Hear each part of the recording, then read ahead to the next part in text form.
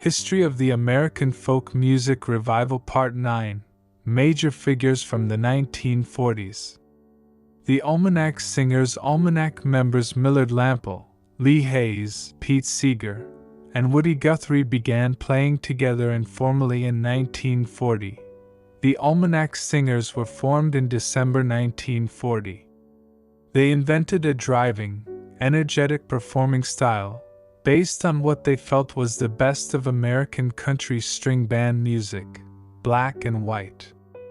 They evolved towards controversial topical music. Two of the regular members of the group, Pete Seeger and Lee Hayes, later became founding members of the Weavers.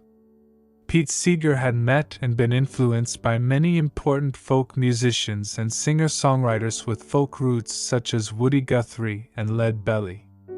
Seeger had labor movement involvements, and he met Guthrie at a Grapes of Wrath migrant workers concert on March 3, 1940, and the two thereafter began a musical collaboration that included the Almanac Singers. In 1948, Seeger wrote the first version of his now classic How to Play the Five-String Banjo, an instructional book that many banjo players credit with starting them off on the instrument.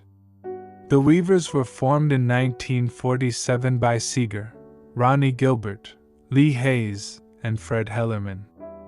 After they debuted at the Village Vanguard in New York in 1948, they were then discovered by arranger Gordon Jenkins and signed with Decca Records, releasing a series of successful but heavily orchestrated single songs.